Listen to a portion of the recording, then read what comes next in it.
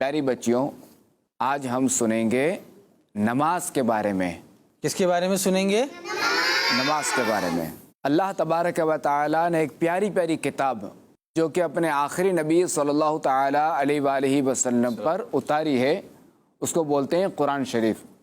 تو قرآن شریف بھی بولتے ہیں، قرآن پاک بھی بولتے ہیں، قرآن کریم بھی بولتے ہیں، ٹھیک ہے؟ جیسے سورہ اخلاص قرآن پاک ہی میں یہ صورت موجود ہے، اور اس میں چونکہ ہمارے مسلمانوں کا جو نا عقیدے کا بھی بیان ہے نا کہ قل هو اللہ احد، تم فرماؤ کہ اللہ ایک ہے، اللہ الصمد، اللہ تعالیٰ بے نیاز ہے، لم یلد ولم یولد، نہ ہی اس کو کسی نے جنا نہ ہی اس نے کسی کو جنا، یعنی اس کا نہ کوئی باپ ہے نہ اس کا کوئی بیٹا ہے۔ اس پیاری پیاری کتاب میں قرآن پاک میں اللہ تبارک و تعالیٰ نے ارشاد فرمایا کہ دوزخ والے اور جنت والے یہ برابر نہیں، دوزخ والے اور جنت والے برابر نہیں، یعنی دونوں ایک نہیں ہیں۔ دوزخ والے الگ ہیں اور جنت والے الگ ہیں، اور جنت والے ہی کامیاب ہیں۔ اور پیاری بچیوں، کیا آپ کو معلوم ہے کہ اللہ تبارک و تعالیٰ نے انسان کو کس لیے پیدا فرمایا؟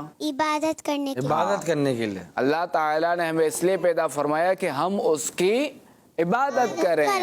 قرآن پاک میں کہ اللہ تبارک و تعالیٰ نے ایمان والوں اور اچھے عمل کرنے والوں سے وعدہ فرمایا ہے کہ ان کے لیے بخشش یعنی معافی اور بڑا ثواب ہے۔ یعنی یہ کہ جو ایمان والے ہیں نا اور جو اچھے عمل کرتے ہیں، جو مسلمان ہیں، الحمدللہ علیہ کریم ہم مسلمان ہیں، تو اللہ تعالیٰ نے ایمان والوں اور اچھے عمل کرنے والوں سے، اچھے کام کرنے والوں سے وعدہ فرمایا ہے کہ ان کے لیے بڑا ثواب ہے، ان کے لیے معافی ہے، ان کی بخشش ہے۔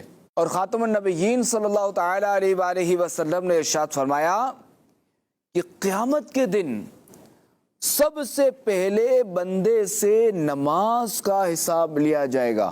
سب سے پہلے کس چیز کا حساب لیا جائے گا پیاری بچیوں؟ نماز۔ تو قیامت کے دن سب سے پہلے نماز کا حساب لیا جائے گا۔ اور حدیث پاک میں ہے کہ نماز جنت کی چابی ہے۔ نماز کس کی چابی ہے؟ کی چابی ہے؟ جنت کی چابی کیا ہے؟ نماز۔ اللہ تبارک و تعالیٰ نے مسلمانوں پر ایک دن میں کتنی نمازیں فرض فرمائی ہیں؟ تو ہم پر کتنی نمازیں فرض ہیں؟ 5۔ اللہ تعالیٰ نے ہم پر 5 نمازیں فرض فرمائی ہیں۔ پہلی نماز، دوسری ظہر، تیسری چوتھی، پانچویں عشاء۔